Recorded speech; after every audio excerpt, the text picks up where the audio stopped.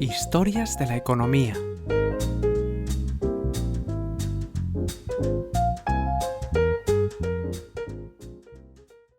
Episodio 47. William 520% Miller, el estafador que inspiró a Ponzi.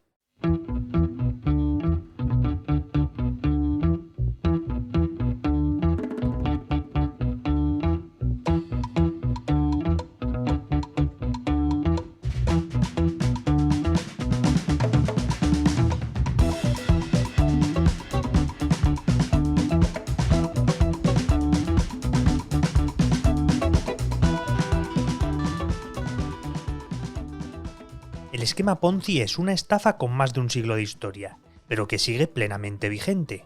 No solo eso, sino que con Internet, las redes sociales y las criptomonedas parecen estar viviendo un nuevo auge.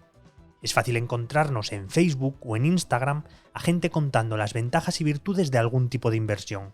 ¿Por presumir? No, para tratar de captar a nuevos usuarios. Porque hace 100 años, y ahora, la base de este fraude es la misma: atraer a nuevos inversores prometiendo rentabilidades altísimas que paguen las ganancias de los más antiguos. Este tipo de estafas pueden llegar a mantener la ilusión durante mucho tiempo, haciendo creer que son negocios sostenibles, con beneficios fruto de movimientos exóticos, siempre que la mayoría de inversores no exijan el pago total. Este tipo de fraudes, cuando no son detectados y frenados por las autoridades, pueden finalizar de varias formas. Porque el operador desaparece, llevándose todo el dinero. Cuando el número de nuevos inversores disminuye y ya no se puede cumplir con los beneficios prometidos. O cuando la economía se hunde y provoca el colapso del esquema, como pasó con Bernie Madoff en 2008. Una parte del funcionamiento de los esquemas Ponzi se comparte con las estafas piramidales, muy similares en general, pero con algunos matices que las diferencian. Así, mientras con Ponzi el objetivo es lograr nuevas inversiones de los estafados ya captados, en el caso de las piramidales, la clave es lograr un sistema de red que atraiga a nuevos usuarios dispuestos a invertir.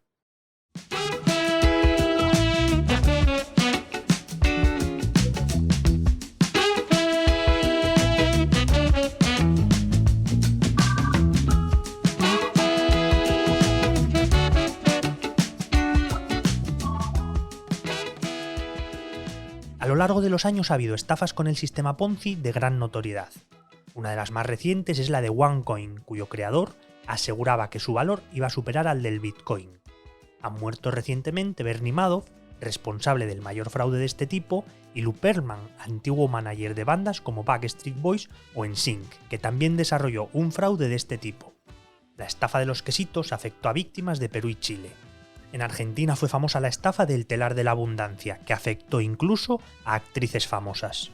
Estas son versiones modernizadas y adaptadas a sus tiempos de un fraude que en realidad se llevaba a cabo desde mucho antes, basados en la fórmula conocida como robar a Pedro para pagar a Pablo o tomar prestado a Pedro para pagar a Pablo, que se acabó llamando la maniobra de los apóstoles, y que ya se conoce desde el siglo XVIII.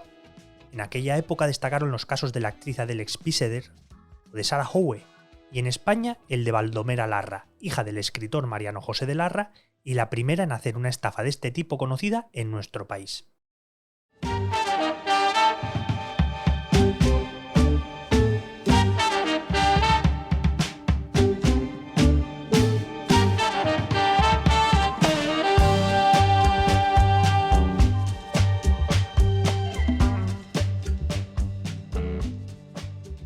Pero en la historia de esta estafa hay dos personajes fundamentales.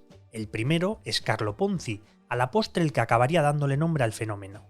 Él fue además el que lo internacionalizó y le dio fama mundial. En los años 20 del pasado siglo, en Boston, este inmigrante italiano fue capaz de captar entre 15 y 20 millones de dólares de la época. Para ello prometía rentabilidades del 50% en tan solo 45 días. Aseguraba que podía lograr estos beneficios gracias a sus inversiones en cupones de respuesta internacional. Este era el sistema que utilizaban los emigrantes para que sus parientes europeos, empobrecidos, pudieran responder a su correspondencia. Durante los primeros meses el negocio funcionó con éxito, un aspecto clave para que este fraude funcione. Colas de gente se acumulaban a las puertas de su oficina para invertir, pero tras una investigación periodística y otras de las autoridades, descubrieron que detrás de la empresa no había nada. ni siquiera había invertido en dichos cupones de respuesta internacional. Preocupados, los inversores trataron de recuperar su dinero, y ya fue imposible. Ponzi acabó en la cárcel, exiliado de vuelta a Italia y falleció a los 66 años en Brasil, viviendo casi en la pobreza.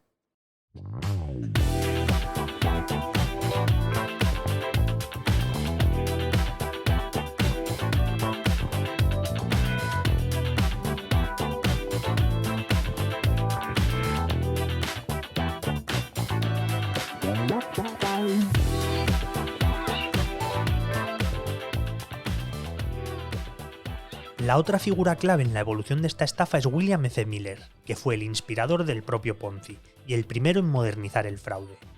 Este contable de Brooklyn, a principios del siglo XX, fue arrestado por desarrollar un esquema Ponzi antes incluso de que se llamase así. Regentaba un negocio, Franklin Syndicate, que prometía rendimientos semanales del 10%, una loquísima rentabilidad que le valió el apodo de Mr. 520%. Aseguraba que había descubierto los secretos de Wall Street, que contaba con información privilegiada. Los primeros inversores a los que convenció fueron compañeros suyos en un club de estudio de la Biblia en el que participaba. Estos recibieron sus reembolsos rápidamente, patrón que ya hemos visto en casos anteriores. La voz se fue corriendo, fue ganando fama y llegaron a ser miles de personas las que decidieron meter sus ahorros en el negocio de Miller. El dinero llegaba a espuertas. En su mejor mes llegó a recibir $430.000 y en total el monto captado rondó el millón, una cantidad que equivale a unos 25 millones actuales. Pero como el ritmo de reembolsos era imposible de mantener, pronto se vio en problemas, y consciente de que no tenía escapatoria, diseñó su plan de huida.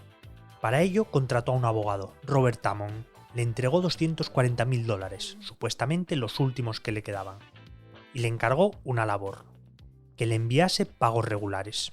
Con la orden dada, huyó a Canadá. Pero el abogado, otro buen estafador, no llegó a hacer ni un solo envío.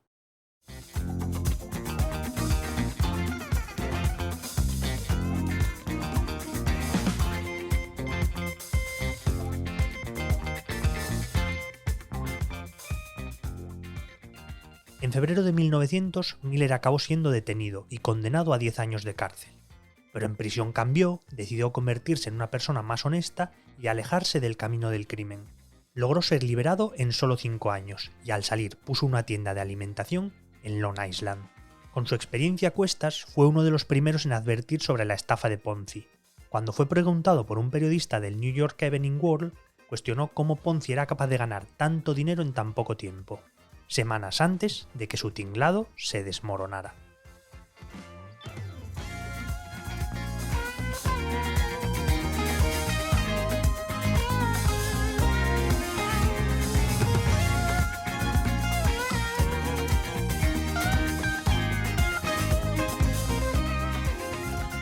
La edición sonora de este capítulo es cosa de Remo Vicario, mientras que la adaptación y la locución del texto son cosa mía, y soy Javi Calvo.